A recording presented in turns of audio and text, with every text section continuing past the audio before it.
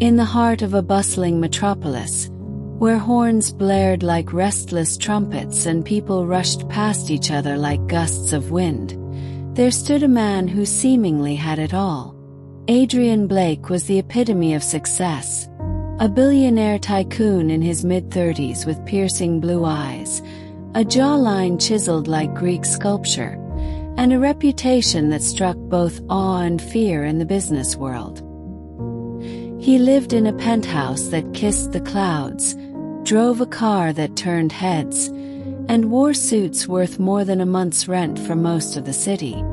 But behind the glitz and glamour was a heart armored by pride and distance. Love to Adrian was just another business deal he never had time to close. Until her. Before we dive deeper into this unforgettable story, don't forget to hit the subscribe button and give this video a thumbs up. Let us know in the comments what kind of love story you'd love to hear next. Your engagement helps us bring you more touching and inspiring tales every week. She was sunshine wrapped in petals. Her name was Clara Rose. She was not just a florist. She was a painter of emotions with her bouquets. Every morning, Clara stood by the same traffic light, a humble cart of blooms beside her, offering color and fragrance to a city too busy to notice. Her hands were calloused from work, but her smile was soft and honest. She wore second-hand clothes, yet her grace made them royal. Passers-by, she was just another street vendor. But to those who looked a little closer, she was poetry in motion. One rainy Thursday morning, Adrian's car halted at the red light near Clara's corner.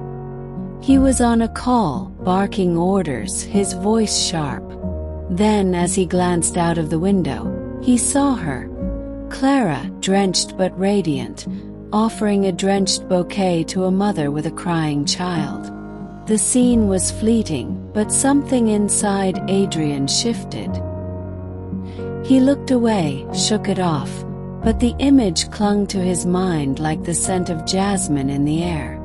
Over the next few days, he found himself taking the same route, at the same hour, slowing down near the red light.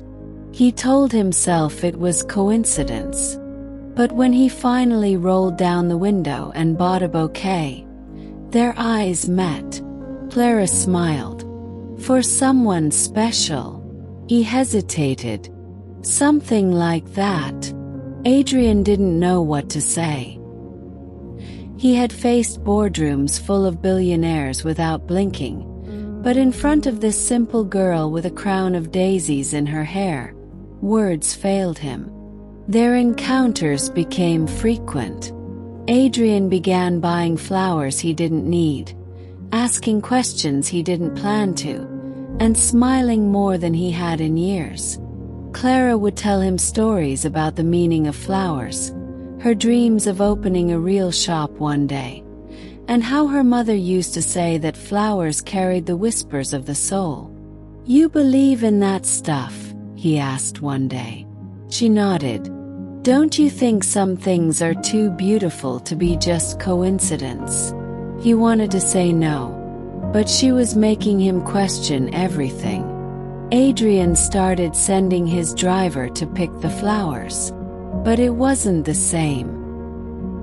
He missed the sparkle in her eyes, the way she laughed at his dry humor, and how she always managed to make the city seem softer. So he did something he never thought he would. He invited her for coffee.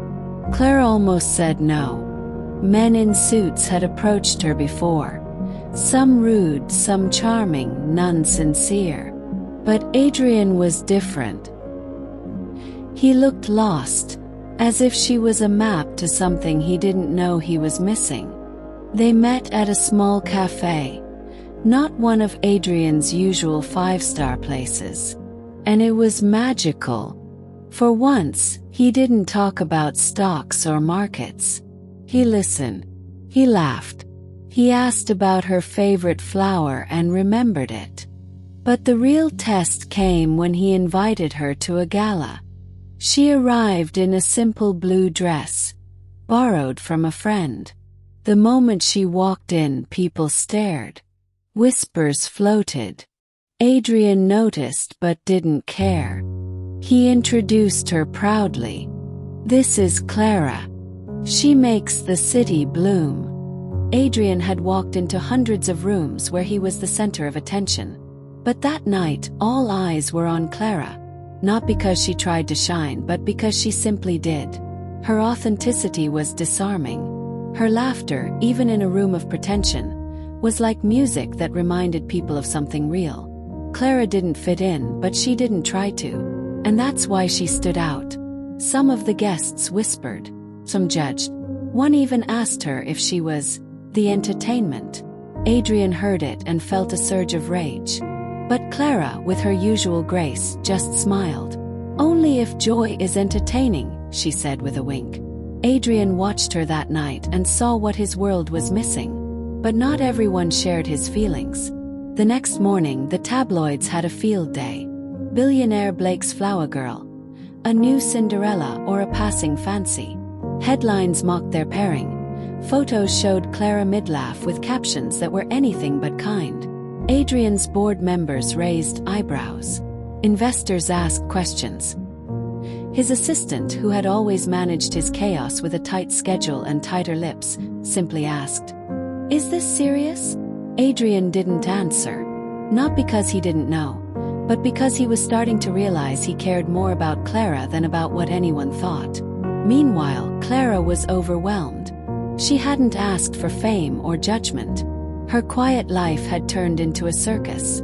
Customers stopped buying from her cart, whispering or taking selfies instead. Friends distanced themselves. One afternoon, she stood at her usual corner, but the joy had faded. She watched people walk past her as if she were a sideshow. That's when Adrian appeared. He didn't come in his usual car. He walked, no suit, just a hoodie and jeans. And in his hand, a bouquet, wildflowers, her favorite. "Want to disappear for a while?" he asked. She nodded.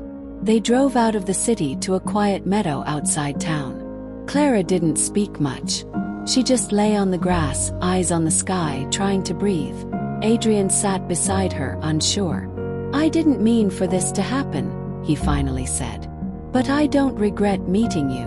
She turned to him. "You live in a world that doesn't want me in it. Then I'll change the world," he whispered. They kissed under the open sky. In the weeks that followed, Adrian stepped back from the spotlight.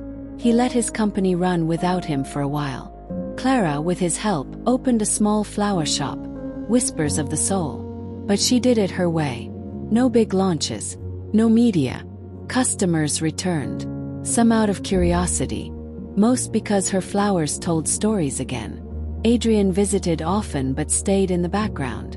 Their love grew quietly, watered by shared silences, laughter, and an understanding that didn't need explanation. One day, Clara walked into her shop and found a bouquet she hadn't made. Lavender, daisies, and forget-me-not, tied with a ribbon. And a note. "For the one who taught me that hearts bloom when we stop pretending." She turned, and Adrian was on one knee. Not in a tux, no cameras, just him.